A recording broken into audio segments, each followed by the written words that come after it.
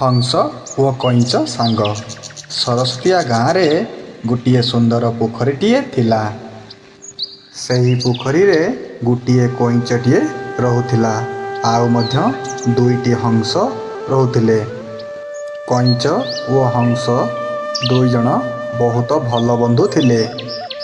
कईंचटी हंस दुईटी सह प्राय सबु टाइम देखा हुए। तीन जण मिसी मन आनंद रे पोखरी रे चलाबुला करती, खेलती बुलती आउ दुख सुख मध्य होई थांती। पुणी संध्यारे निज निजर घर को फेरी जाती। एमिति दिन पर दिन आउ मास पर मास वर्ष पर वर्ष बीती चली थाए। आउ दिने अकाल पड़िला, वर्षा हैला नहीं। सूर्यंकर उत्ताप जोगु नई पोखरी सबु सुखीगला। बिचरा कईंचटी पोखरी भितरे पानी अभावरु बहुत आस्तव्यस्त होईगला। आउ सेई कथा हंस दुई जन को कहिला। जानिल हंस भाई, मोर आउ बेसी दिन नुह। ओहो, ये की कथा कईंच भाई, बेसी दिन नुह माने? कईंच कहिला, एई पोखरी रे किपरि पानी सुखी जाउछि जानि पारुछ तो? एमिति जदि आउ किछि दिन वर्षा न हुए ताहले पोखरीर पानी सुखी जिवो। तेबे मो अवस्था कौन हेबो कहिल? सत कथा कईंच, तुमे आम को सचेतन करिदेल। आमे तो से विषय केबे चिंता करि नथिलु। कईंच कहिला, मो दुख कथा मु जानिछि। मो दुख कथा तुमे किपरि चिंता करिवो? हंसटी कहिला, सेमिति काहे कहूछ कईंच भाई, आमे भी तुम दुखरे समभागी।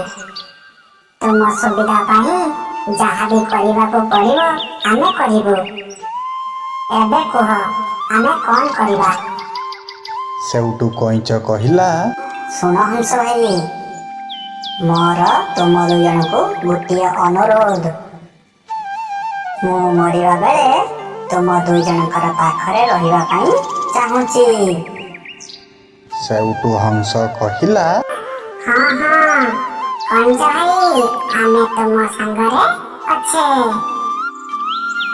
तुमे एते चिंता कर नहीं।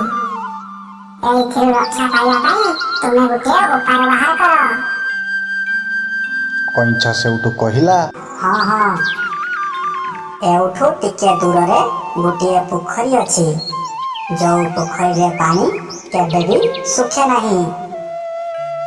हेले उपायटी बहुत भल जे टिके असुविधा अछि। मु किपरि से पोखरी पर्यंत जीवी, आउ जीवा बाटरे बहुत प्रकार विपद अछि मो पाई। सेथि पाई मु जाई पारु नाही। एही कथा सुनी हंस भाई कहिला, हाँ हाँ, मो पाखरे गोटे उपाय अछि। मु काली सखाळु गोटे बाड़ी धरी आसीबी। आमे दुई जन हंस उड़ी उड़ी आमे तुमको सेई पोखरी पाखरे नहीं छाड़ी देबु। एही कथा कही सेमाने उड़ी गले तांको घर को। तही परदिन सकाळु हैला परे दुई जन हंस आसी कईंच पाखरे पहुँचिले। योजना मुताबक काम मध्य कले। आउ हंस कहिला, कईंच भाई, तुम दांतरे भल से बारीटी को धरिबो, जमा पाटी खुलिबनी। हाँ हाँ ठीक अछि कथा। पाटी खुलिबो जदि तुमे तळको खसी पड़िबो।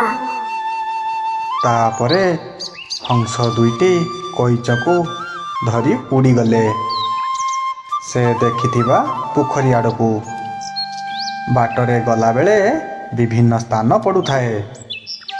लोक माने कईंच ओ हंस को देखी अनेक टाई टापुरा मध्य करुथिले।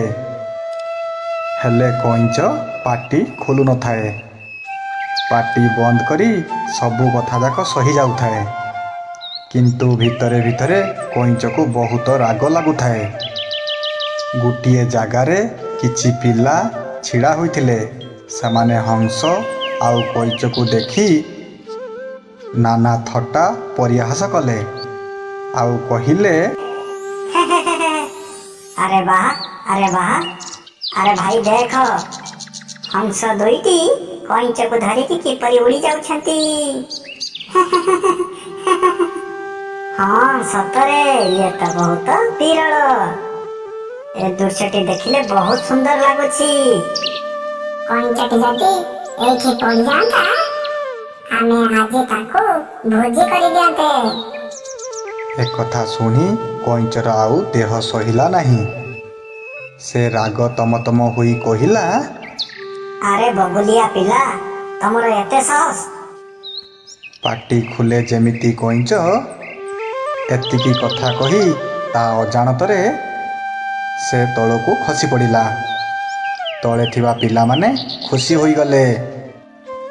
ଏହି କାହାଣୀରୁ ଆମେ ଶିଖିବା, କୌଣସି କଥା କହିବା ପୂର୍ବରୁ ଆମେ ଚିନ୍ତା କରିବା ନିହାତି ଦରକାର। ବେଳେବେଳେ ଆମ ମୁହଁରୁ ଏମିତି କଥା ବାହାରି ଆସେ ଯାହା ପାଇଁ ପଶ୍ଚାତାପ କରିବାକୁ ଆମକୁ ସୁଯୋଗ ମିଳିନଥାଏ।